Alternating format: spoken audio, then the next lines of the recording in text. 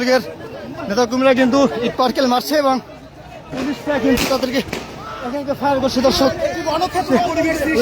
এর জন্য জুলাইয়ের আরেকটি রণক্ষেত্র এই যে গোপালগঞ্জ আসার ঠিক এক মুহূর্তে কিন্তু যেখানে প্রোগ্রাম হওয়ার কথা ছিল নাহিদ হাসনাদের, সেই নাহিদ হাসনাদের যে প্রোগ্রাম স্থলে কিন্তু কিছুক্ষণ আগেই সেখানে ছাত্রলীগ ককটেল বিস্ফোরণ করে সেখানে চেয়ার ভাঙচুর করে এবং সেই পদযাত্রা শেষ করে যাওয়ার মুহূর্তে কিন্তু সন্ত্রাসী সংগঠন ছাত্রলীগ তারা কিন্তু আবারও তাদের উপরে সেই হামলা চালায়।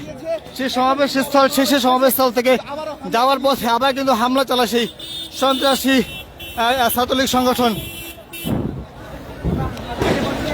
ইতিমধ্যে কিন্তু পুলিশ তাদেরকে প্রতিহত করলো, আবার কিন্তু পুলিশ ফিরে এসেছে এবং সন্ত্রাস সংগঠন ছাত্রলীগের নেতাকর্মীরা তারাও কিন্তু একে একে আবারও সে পিছু হচ্ছে। এই জন্য একটি রণক্ষেত্র চলছে। দর্শক,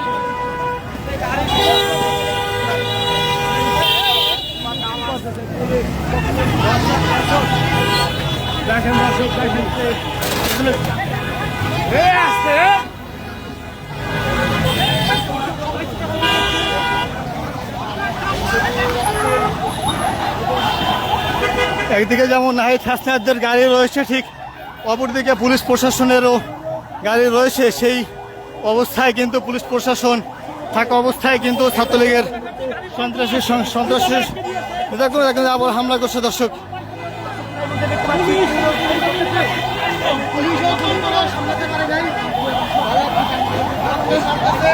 পুলিশ তাদেরকে টিয়ার শেল মেরে সাউন্ড গ্রেনেড মেরে ছত্রভঙ্গ করতে চাইলেও কিন্তু ছাত্রলীগ সন্ত্রাসীরা পুনরায় আবারও সেখানে ফিরে আসে এবং এই মুহূর্তে কিন্তু ছাত্রলীগ সন্ত্রাসী তারা কিন্তু পুলিশ প্রশাসনের গাড়িগুলোর দিকে সহ এনসিপি নেতাকর্মী যারা ছিল তাদের সেই গাড়িগুলোর দিকে কিন্তু তারা পুনরায় হামলা করে। দর্শক,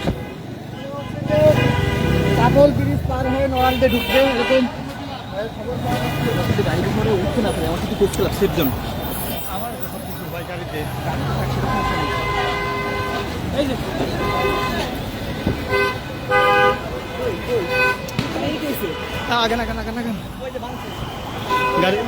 গাড়ি ভেঙে ফেলছে কিন্তু অনেক। হ্যাঁ, আগান আগান, সামনে সামনে সামনে সামনে। আমাদের কোনটা গাড়ি কোনটা? আমাদের কালোটা না তো, আমাদের সাদা গাড়ি।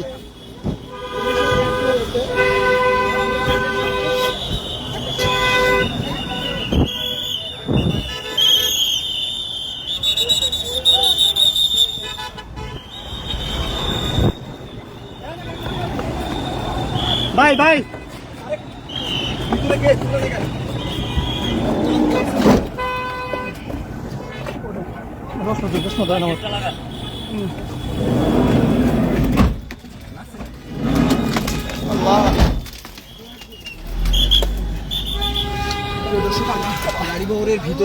আমরা কিন্তু সেই বাইরে থেকে গাড়ি ভরের ভিতরে ঢুকছি এবং যেই গাড়িটি রয়েছে সেই গাড়িরও কিন্তু এক গ্লাস ভেঙে ফেলা হয়েছে।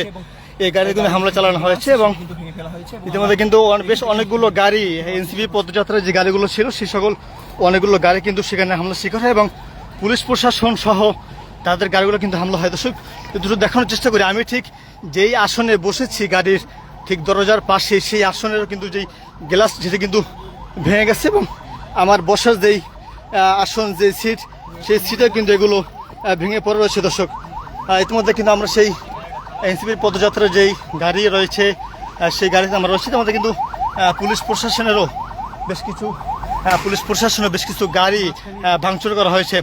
এখন পর্যন্ত কিন্তু সেই হামলা চলছে। দর্শক, পুলিশ প্রশাসন তাদের কিন্তু যেই জুলাই পদযাত্রা তাদেরকে নিরাপদে যেতে দিতে চাইলেও কিন্তু ছাত্রলীগের সন্ত্রাসীদের সে বাধার মুখে পুনরায় পরে সে প্রশাসনের গাড়ি সহ পদযাত্রা যে সকল গাড়ি রয়েছে সেই সকল গাড়িগুলো কিন্তু বাধার সম্মুখে পড়ে।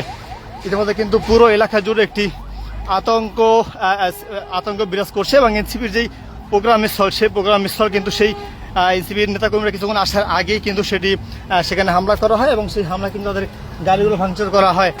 সেখানে যেগুলো রয়েছে তাদের যেই স্থান সেগুলো কিন্তু ভাঙচুর করা হয়। ইতিমধ্যে কিন্তু আমাদের পিছনে কিন্তু সকল প্রশাসনের গাড়িগুলো রয়েছে আর সেই প্রশাসন অনেকগুলো গাড়িতেও কিন্তু সেই হামলা করা হয়েছে। দর্শক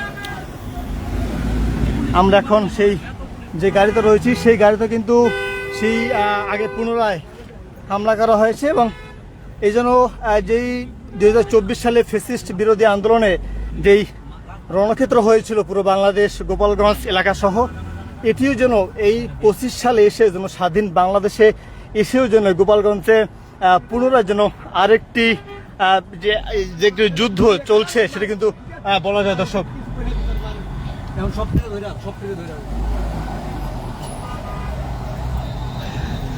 আমরা ঠিক যে গাড়িটিতে রয়েছি সেই গাড়ি সহ প্রায় অনেকগুলো গাড়িতে কিন্তু সেই হামলা চালানো হয় এবং বেশ কিছু মোটরসাইকেল যারা ছিল, মোটরসাইকেল আরোহী, তারাও কিন্তু তাদের সেই মোটরসাইকেল নিয়ে তারা কিন্তু সেই রাস্তায় পড়ে যায়।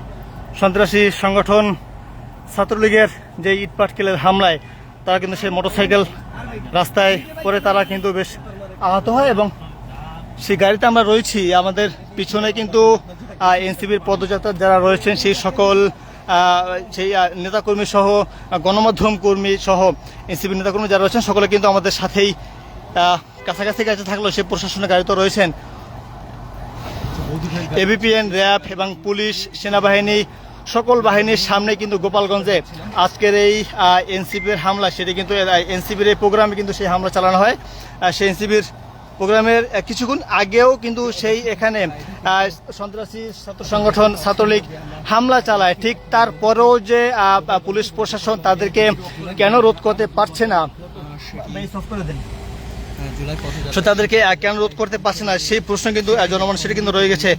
আমাদের গাড়ি সহ আশেপাশে অনেকগুলো গাড়িতে কিন্তু হামলা হয় এবং সেই গাড়ির গ্লাস কিন্তু ভেঙে ফেলা হয়। গণমাধ্যমের গাড়ি সহ এনসিপি যে পদযাত্রা গাড়ি এবং পুলিশ প্রশাসনের গাড়ি সহ সকল গাড়িতেই কিন্তু সেই হামলার শিকার হয়।